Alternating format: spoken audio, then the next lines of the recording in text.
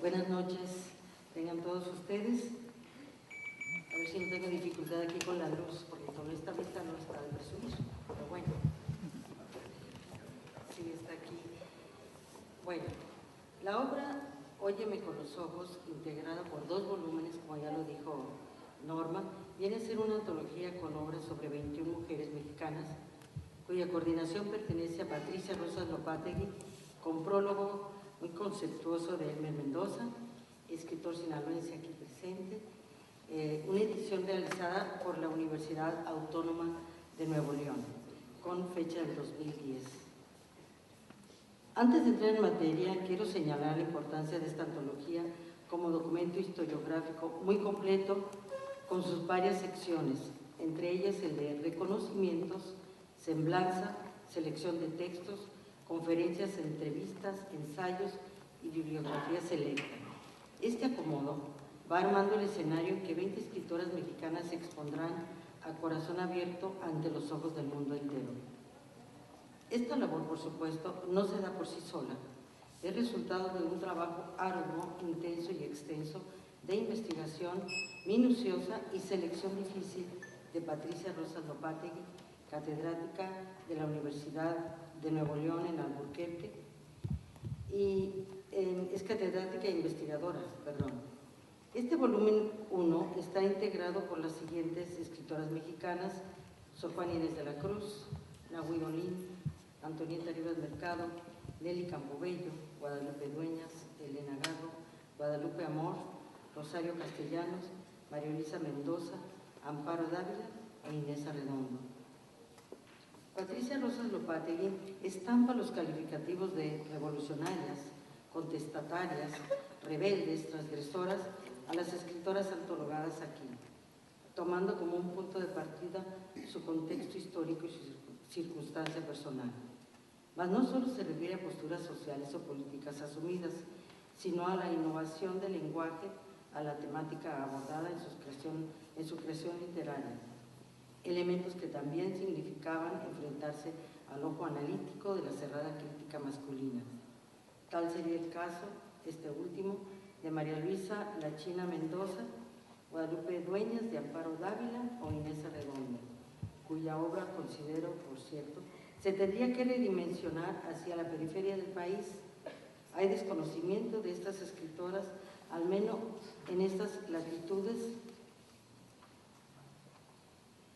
Por eso la innegable importancia de ediciones como la que nos ocupa el día de hoy.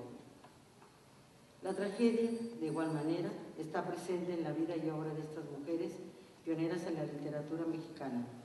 El espíritu libre que las caracteriza no se sujeta a los esquemas sociales de su tiempo. A pesar de ello, optaron por la ruptura sin pensar las consecuencias extremas que vivirían: marginación, persecución, destierro, traición, suicidio. La adversidad la viven día a día. Aún así, la genialidad de cada una de ellas no se ve mermada, a veces parecería lo contrario, se acrecentaba. Tal sería el caso de Nelly Campobello, de Elena Garro, de María Antonieta Rivas Mercado, de Rosario Castellanos, Guadalupe Amor y Nahui Olin. Voy a hablar un poquito de cada una de ellas. Guadalupe Dueñas, ella nace en 1910. En el marco de su personalidad sencilla, poco solemne, llama la atención los conceptos que maneja en relación a su escritura.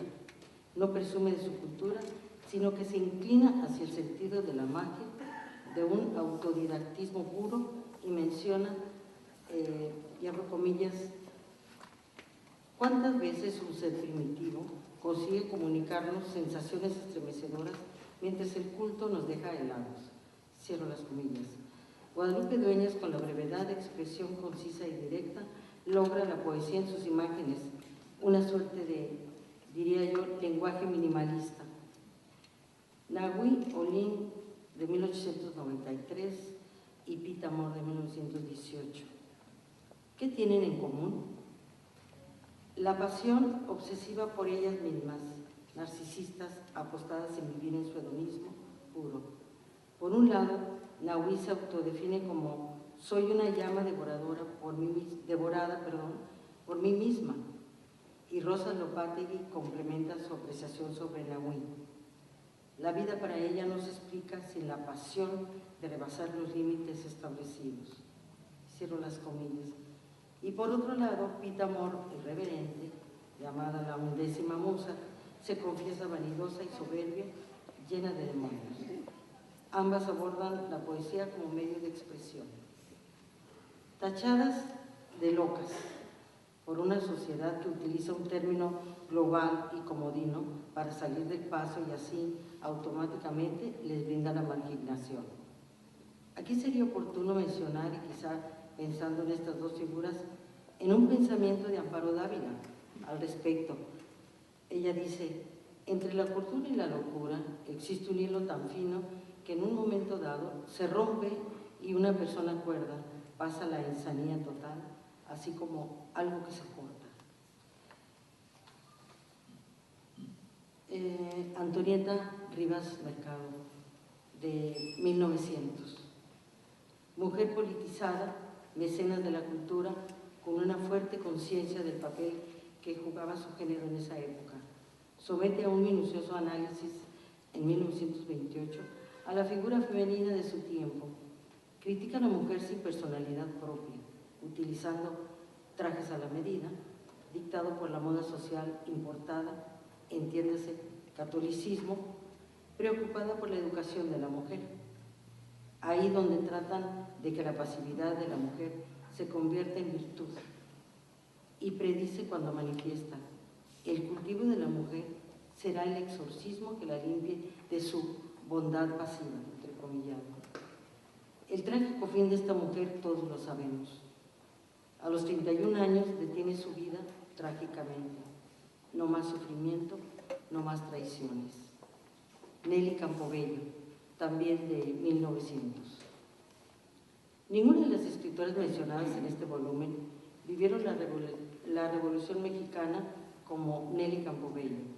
Se acostumbró al espectro de la muerte después de ser testigo de las muertes cotidianas y cuerpos sin vidas que le pasaban frente a su ventana, donde ella se apostaba como en un palco preferencial. Dueña de una férrea voluntad, con determinismo ejemplar, reta cualquier obstáculo que impida su crecimiento personal. Se une a este gran movimiento del nacionalismo cultural iniciado por José Vasconcelos y promueve la danza regional por todo el país. Escribe y publica su libro Cartucho, Memorias de la Revolución, haciendo énfasis en su admiración hacia Francisco Villa, que en esa época y en esos precisos momentos era considerado personaje non grato para el gobierno oficial, lo que le valió a Nelly la marginación en su actividad artística y cultural. En su escritura es considerada poseedora de un estilo rústico, primitivo, sobre todo si consideramos que era la época del modernismo y los contemporáneos. Y escribe su poema Yo. Dicen que soy brusca, que no sé lo que digo, porque vine de allá. Ellos dicen que de la montaña oscura. Yo sé que vine de una claridad. Amparo Dávila, de 1928. Llamada escritora de las sombras, del lado oscuro del ser, el dolor, el insomnio, la locura, el suicidio y un desdoblamiento que hace a los personajes vivir un mundo alucinante. La soledad vivida sin felicidad ni esperanza, dicen sus críticos.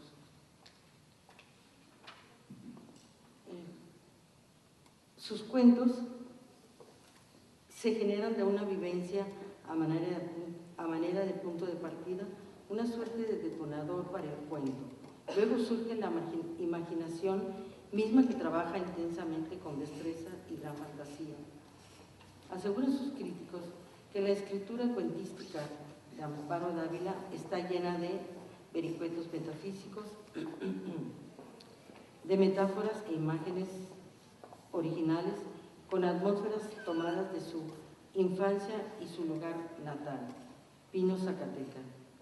Su literatura, manejada con verdadera maestría, está muy lejos de considerarse feminista, tanto que Tanto construye magistralmente personajes femeninos como masculinos.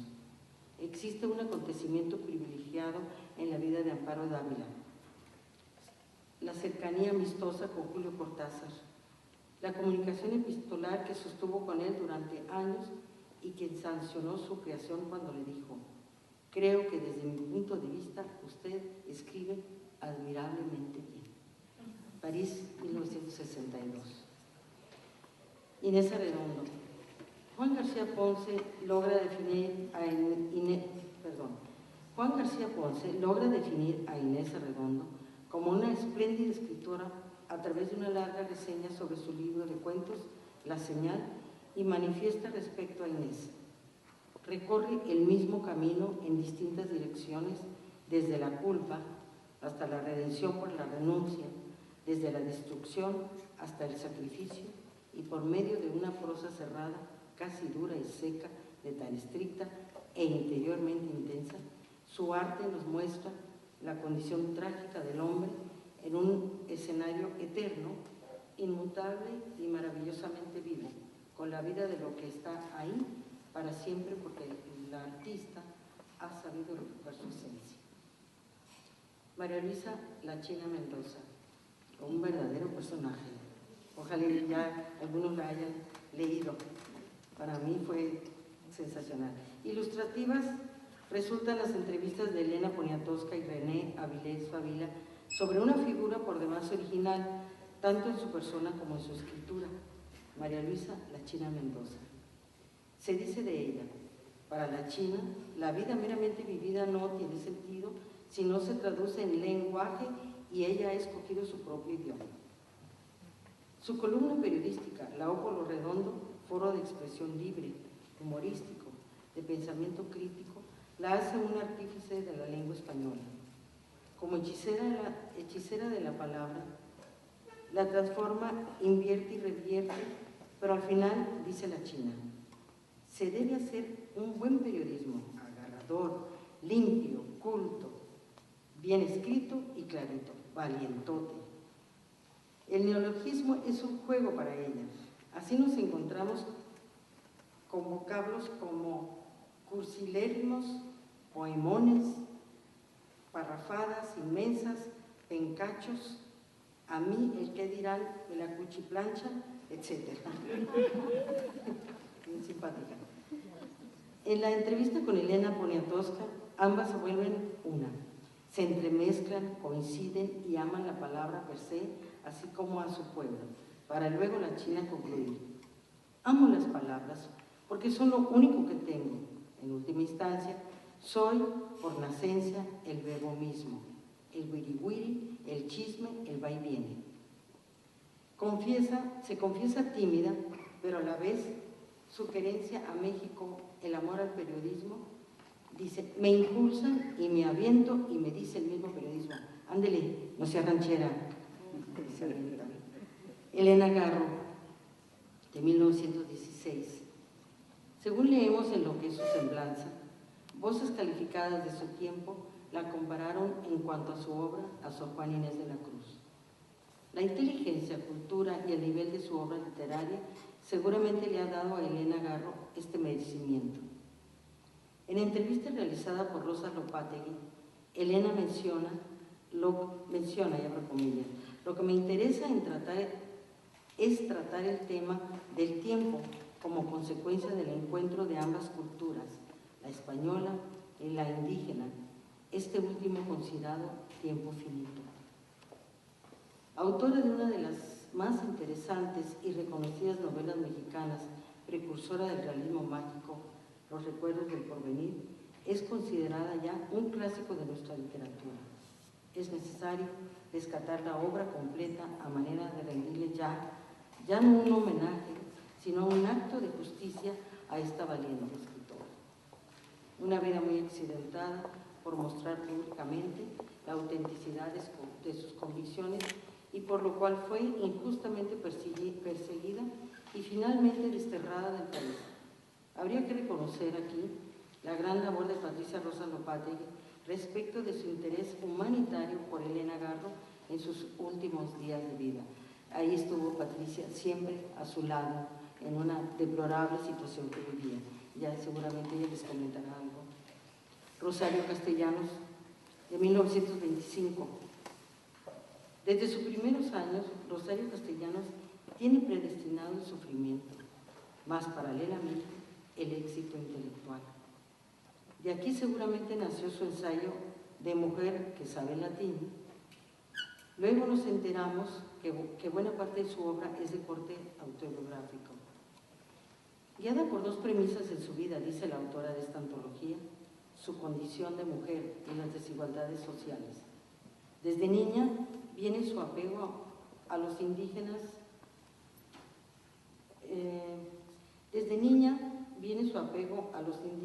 al recordar a su nana con entrañable cariño y mencionarle a Beatriz Espejo, entrevistadora, respecto de su libro Balún Canán, que su nana la había alimentado con la miel de sus pechos y de sus historias originadas en la tradición popular.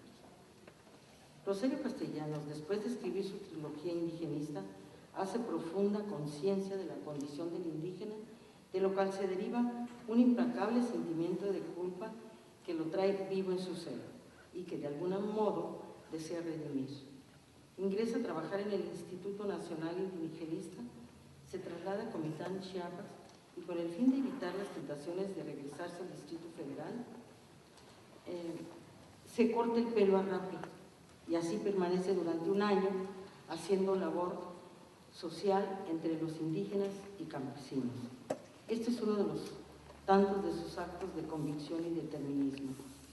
La autora de Óyeme con los ojos termina rindiéndole un homenaje a Rosario Castellanos al mencionar que continúa siendo embajadora de las letras mexicanas ante el mundo, multipremiada y reconocida. Y de esto no hay duda. Escritora con una vasta obra de varia invención, comprometida con la equidad de género, para lo cual sostuvo su postura y luchó en la aprobación del voto a la mujer. ¿Y qué decir de Sor Juana Inés de la Cruz? Su imponente figura está presente a lo largo de todo Óyeme con los ojos. Después de 3 siglos en el oscurantismo, la nombrada 10ª musa surge a la luz pública a principios del siglo XX con todo su poderoso esplendor y magnetismo personal. ¿Y quién mejor que ella, figura emblemática que luchó por defender y obtener reconocimiento a su potencial intelectual, así como en abatir la calumnia infame? ¿Quién mejor que ella sea quien porte el estandarte para cobijar con conocimiento de causa a estas mujeres que han sabido romper esa línea divisoria entre el mundo masculino y femenino y lograr interactuar de igual a igual? Desde entonces, Sor Juana no ha dejado de brillar un solo instante. Y en esta estupenda antología de Patricia Rosa Lopategui no es la excepción.